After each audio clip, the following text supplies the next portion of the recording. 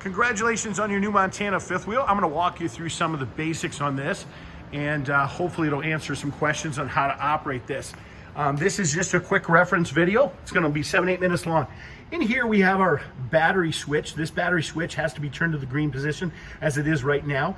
Vertical up and down shuts the 12 volt off to the system. So that's where we control that from. Our propane tank is located on the side here. The green indicates that there is propane in the lines. This little flipper is the valve right here. Whichever direction that valve is turned is the direction that the tank is drawing from. Righty-tighty shuts off the tank, lefty-loosey opens up the tank. This is your docking station right here on the side. In the docking station, up top, we have a nice little shower there. Right below that, we have our freeze guard where we pump antifreeze through the system. There's a valve right next to that. That allows you to bypass the hot water heater. You simply put that in a horizontal position. Vertical position means you're not bypassing it, you're allowing water to flow into it.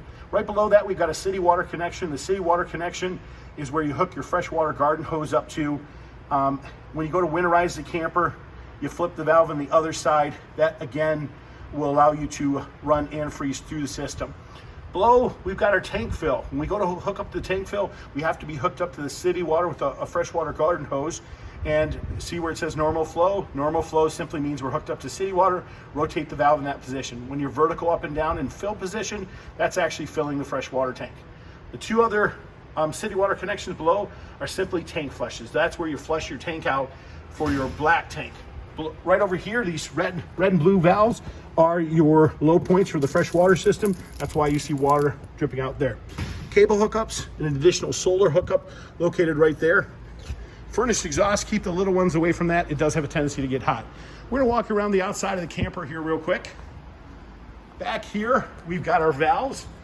Our valves are indicated and labeled for our gray and our black tanks right there. Simply pull your black first and follow up with your gray tank. That'll flush the line out. This particular camper has a power cord wheel for the electrical. This push button here retracts. When you want to pull it out, you simply pull on the cord and that'll pull out, okay? Nothing we do with our hot water heater from out here. We control that from our in-command system inside. So we're gonna walk you the inside of the camper now. This is just exterior storage.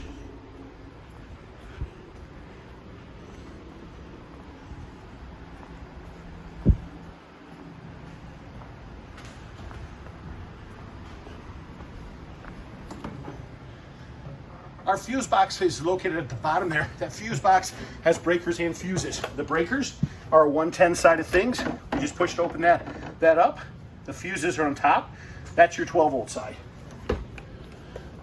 This is where everything comes together. This is our in-command system. We simply push this button at the top. That turns on. To access our panel, all we do is hit 0, 0, 0.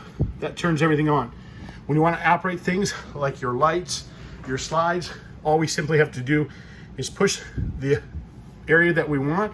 It'll go into that, and then we control them in and out that's our slide control. Same thing with our lights. To turn them on, we just simply hit these buttons. Real simple. So this is our main control center where everything's controlled in the camper. It's something that's gonna take you a little bit of time to get used to. We'll turn on our hot water heaters from here. Obviously you can see on, off. To control that, you simply push the button over here too. But everything is controlled from this control panel for the entire unit. You can program your phone if you'd like as well. These are additional heaters for the unit. All you have to do is simply push those to get your heat to turn on for your tanks. Interior lighting, heater switch for your battery.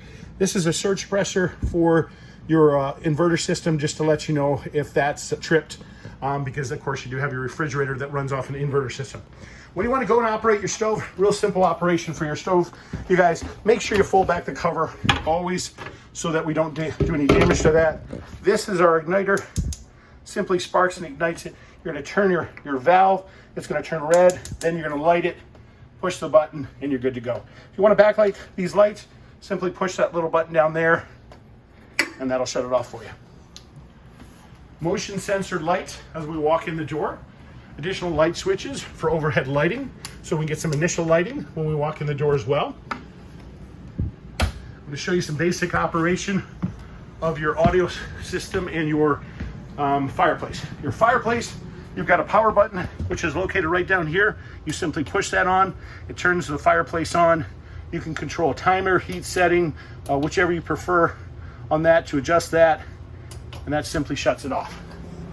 When you want to pop your TV up, your TV control is located in this compartment. All you simply do is push that. It activates the TV and allows it to pop up out of the cabinet. And that's that.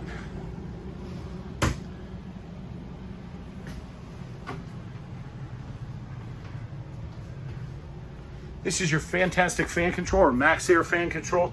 Right here, simple operation. You open the vent first, then control the speed. It's got 4 speed settings, and just simply push those buttons to operate and activate that. Keys around your kitchen faucet. We do appreciate your business. I hope you enjoy your new RV. If you do have any questions, please don't hesitate to give me a call. You can reach me at 231-740-6225. Thank you and have a great day.